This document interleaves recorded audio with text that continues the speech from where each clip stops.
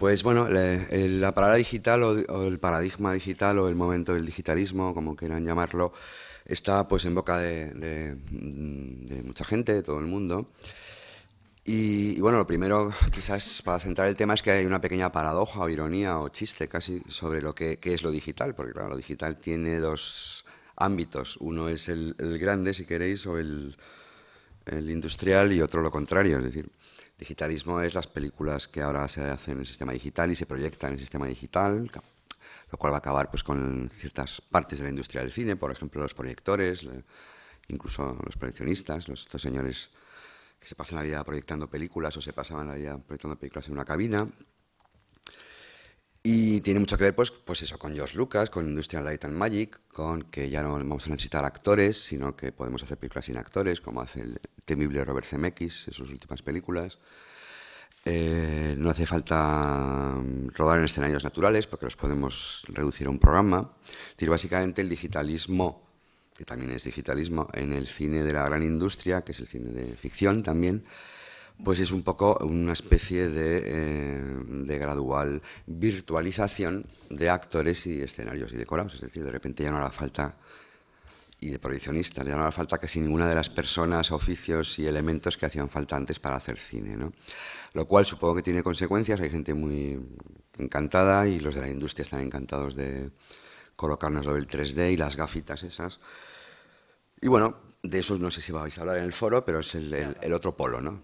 Eso es digital. Y también es digital lo contrario, es decir, no la gran industria, sino justamente el ámbito de lo privado, el ámbito, de hecho, la palabra digital, en el sentido que la voy a utilizar yo y que es como se utiliza más en el ámbito del documental, es, entre otras cosas, revolucionaria, no solo a nivel técnico, sino porque rompe o destroza un viejo sistema de castas, ¿no? Aquel que distingue entre los que son profesionales del cine, que han hecho su escalafón, buscan financiación, buscan producción, buscan distribución y exhibición, y el amateurismo, el, eh, el- el concepto, digamos, de que se puede hacer algo por afición o, desde luego, sin pasar por el escalafón, por todas las servidumbres, si quieren, también narrativas y de formato. Es decir, que incluso el documental, sin ser el ámbito de George Lucas, CMX y estos pesos pesados de la industria, pues tenía sus limitaciones, como cualquier práctica que era hecha en cine, en celuloide, pues tenía que tener, en el caso del documental, un formato. Es decir, si era para televisión, pues tenía que tener 47 minutos, 52 minutos, porque es una hora de programación. El documental en televisión es un concepto de programación, ¿no? Incluso aquí en España se hace mucho el chiste de los documentales de la 2, es todo un concepto, ¿no? Ni siquiera se dice de qué género son. Es un chiste de, ¿tú qué ves de la tele? Pues yo veo los documentales de la 2. O sea, es una especie de chiste para decir que no se ve el tomate o programas de cotilleo. Entonces, bueno, si el documental es un formato, un programa, una variante de televisión, pues tiene sus reglas y tenía sus reglas. Tiene que tener 47 minutos o 52. Tiene que ser de ciencias geográficas, políticas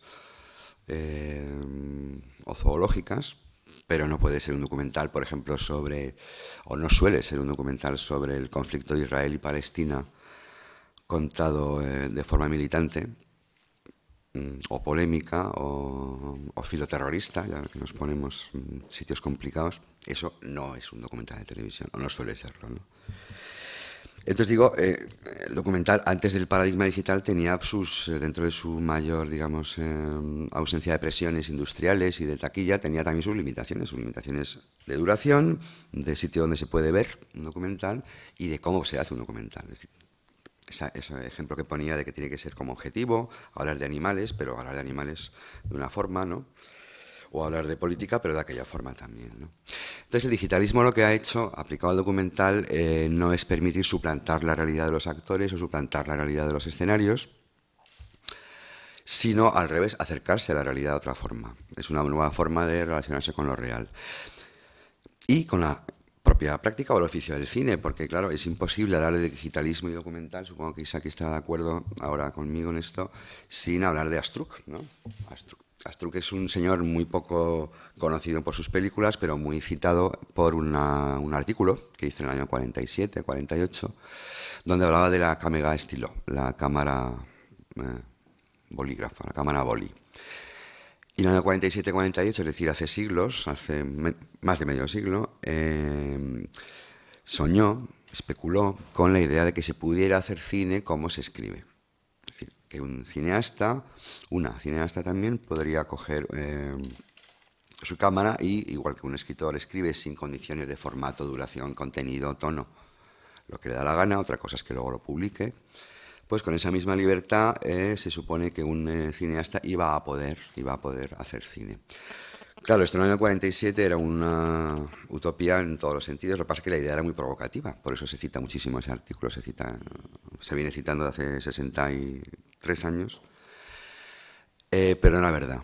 No era verdad, es decir, no se podía hacer, era simplemente una utopía, era una línea, un horizonte, una línea de fuga por donde se suponía que los que hacían cine profesionalmente, frustrados por lo que significaba ser profesional del cine, soñaban con que no se pudiera, o se pudiera uno saltar todas estas restricciones de género, contenido, escalafón. Tampoco realmente fue verdad, y esto lo recoge esa idea de la cámara estilo, del cine, el cine, bueno, de hecho, esto es hoy en día la cámara estilo, las pequeñas cámaras. El testigo lo recoge muchos años después Chris Marker, que es un señor que es tan importante y tan precursor en tantas cosas, cuando en el año 95, mucho más cerca de donde estamos ahora, pero todavía hace 15 años, dice, cuando presenta Level 5, su película, uno de sus últimos largos en el Festival de Berlín, dice eso de que la vieja utopía de mi camarada o mi paisano, no sé qué palabra utiliza, Astruc, hoy en día es realidad. Dice, hoy en día cualquier estudiante con limitados aparatos o sea, limitados en el sentido de no caros, o sea, no hace falta que se gaste dinero, no hace falta que sea profesional de edición y filmación, postproducción, etcétera, pues puede hacer realidad aquella vieja utopía, puede hacer la película personal, sin decir a quién se la vendo, cuánto dura, qué formato tiene, quién me la compra, dónde se ve. En 95, Marker, que era un cineasta del postcine, es un señor que dice que el cine se acabó con el siglo XX, lo dice como algo positivo. Dice, no, qué pena, se acabó el cine, no es el llanto del cinéfilo de, ay, el cine, qué mal está, qué bien se estaba con Billy Wilder. No, no, Chris Marker le tiene sin cuidado eso y dice, contempla el final del cine con optimismo, y de hecho ha hecho películas en CD-ROM, tiene una página o muchas cosas colgadas en páginas web. Pero dice, bueno, esto se ha acabado y entonces ahora es cierto que este estudiante, que puede ser un estudiante de verdad, un chico joven, o el propio Chris Marker, puede hacer realmente realidad aquella vieja utopía. Se adelantó, porque Chris Marker siempre va por delante, como es un poco marciano, pero bueno, se adelantó 5 años. A partir del 2001 quizás ya sí es verdad esto y hoy en día es totalmente realidad. Es decir, cualquier estudiante, cualquier amateur, sin necesidad de ser profesional, puede básicamente hacer todo el proceso, grabar, por supuesto, escribir, protagonizar o buscar quien lo haga, postproducirlo, editarlo y además distribuirlo, colgarlo en la red. O sea, todo el proceso lo puede hacer ya una persona con un pequeño aparato como este, ¿no? Entonces, hoy en día sí que, ya hasta todo el contexto para explicar que hoy en día sí que el digitalismo a nivel fuera de la industria, extramuros de la industria, realmente ha producido esta total democratización del audiovisual. ¿Y qué hace alguien cuando aprovecha toda esta revolución que le permite la tecnología digital? ¿Qué hace alguien con esa libertad, con esa maravillosa y utópica capacidad de saltarse la industria, saltarse las exigencias de la industria, saltarse lo profesional? Pues normalmente hace más bien no ficción que ficción. Quizás ahí todavía hay diferencias porque es más caro hacer ficción, y ficción, es decir, actores, guión, en fin, salvo que hagamos un cine súper improvisado. Entonces realmente la revolución digital, con todo lo que más o menos acabo de mencionar, donde tiene consecuencias estéticas potentes es en el campo de la no ficción, del documental. Y entonces lo que se produce es una explosión de gente que rueda su ombligo, el ombligo de su vecina, el gato de su papá, su historia, sus películas, sus viejas películas familiares de Super 8 que recicla, o se va a Irak o a la frontera de Gaza con Israel y Palestina y hace una especie de diario de viaje o una película militante, combativa. Todos ellos subgéneros, desde el diario hasta el ensayo, hasta el libelo o panfleto, todos ellos son subgéneros de la no ficción. Por eso citaba antes Roberto que lo de documental se ha quedado un poco, el término documental se ha quedado un poco estrecho. Yo soy uno de los que más repite esta idea, es decir, que yo creo que lo que se llamaba documental, como el cantante Prince, que saben que una época dijo, yo soy el cantante conocido anteriormente como Prince. Bueno, pues este cine conocido anteriormente como documental se ha expandido muchísimo, entre otras cosas por esto, por el paradigma digital que está intentando resumirles, y yo creo que necesita otro nombre, un apelativo más amplio, que es ese tan feo, pero tan all purpose, como dicen los ingleses, vale para todo, todos los propósitos de no ficción. De hecho, he cambiado de opinión últimamente, si tienen algún interés en saber por dónde voy, y creo que hay un término mejor todavía que el de no ficción, que es el que titula el libro que he hecho para el festival, que es el documental ismo, un movimiento, una tendencia general, que recoge desde la tentación que tienen los directores que hacen cine de ficción industrial por el documental o lo documental o la no ficción, el interés de los videoartistas y de los museos por el género de lo real, por la práctica o la representación de lo real, hasta este paradigma digital, es decir, esos chicos y chicas jóvenes o no tan chicos que pueden hacer lo que les dé la gana porque ahora pueden, tienen literalmente los aparatos.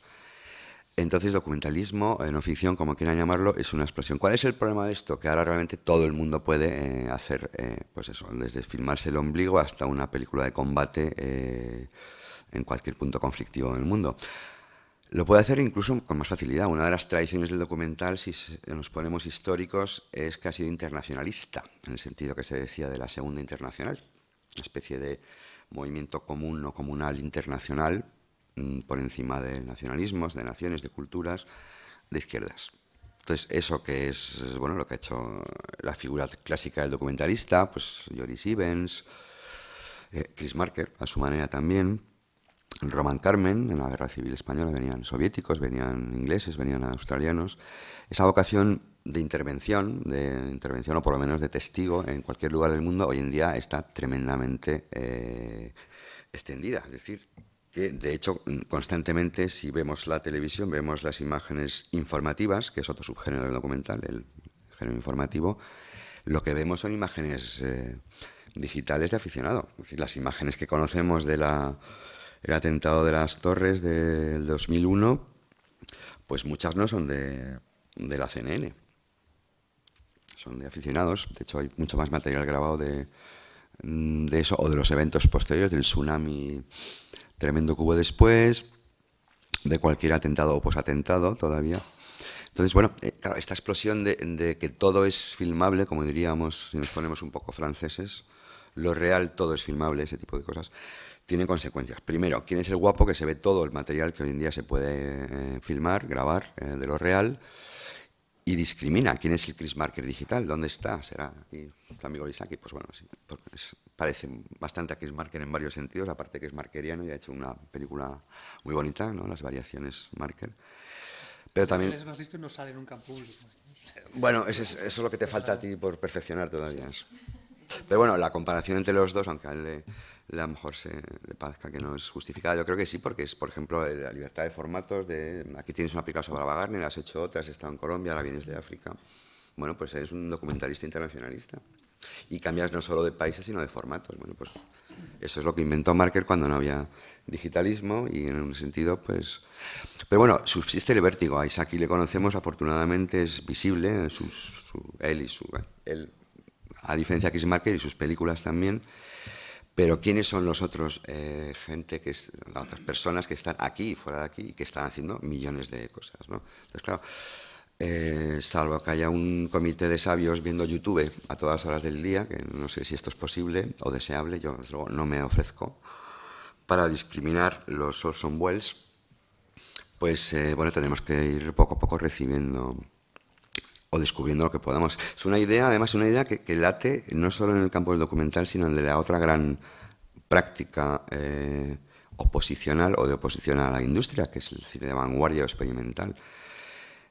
Annette Michelson, que es una historiadora norteamericana muy influyente, escribía la misma versión de la utopía, pero aplicada a ese terreno, los años 80, no sé muy bien la fecha exacta, cuando decía que en los patios traseros de cualquier pequeña ciudad norteamericana algún estudiante estaba haciendo una versión en 16 milímetros, en Super 8 supongo todavía podría decir, de Ciudadano Kane, es decir, o el equivalente a Ciudadano Kane en el patio de su casa en un pequeño formato. Es decir, era la misma utopía, en este caso aplicada, si queréis, bueno, pues a la invención, a la imaginación. Pero bueno, la utopía es la misma, es decir, se puede. Yo lo que les digo y acabo con esto es que aunque Annette Michelson pensaba que lo que iban a hacer con ese nuevo acceso maravilloso a las armas de producción de imágenes y de sentido eran pues el equivalente indie o estándar, su formato de Ciudadano Kane, una película clásica de ficción, en la práctica lo que parece que ocurre con esa libertad y esa utopía hecha realidad es que se hace más bien cine de no ficción, se hace más bien un cine ensayístico, un cine diarístico, incluso algún formato ha llegado a ser popular en televisión. No me acuerdo ahora, pero hay un señor que decía que triste es la vida, o la vida es triste, que es un chico además vasco, de hecho, por el acento que tiene, y que básicamente es una cosa que empezó colgando en YouTube, donde contaba su vida, cómo no se ligaba a su vecina. ¿Cómo se llama esto? Que veía más triste. Y luego este formato, son piezas cortísimas, son como viñetas de 2-3 minutos, pues bueno, funcionó y ahora lo está emitiendo, o lo ha estado emitiendo La Sexta, es decir, que sí se puede hacer ficción. De hecho, la ficción que es esta serie que os digo, está a un paso de ser un diario, una autoficción si quieren. Pero bueno, justamente no ficción, autoficción, todas estas cuestiones de género son en lo que se ha basado la industria para vendernos su producto tradicionalmente y lo que ha quedado pulverizado ahora, precisamente las divisiones por género o por formato. Y eso quizás, bueno, pues la forma más sencilla de decir hasta qué punto ha cambiado el panorama, pues lo digital. Y bueno, pues con esto lo voy a dejar por ahora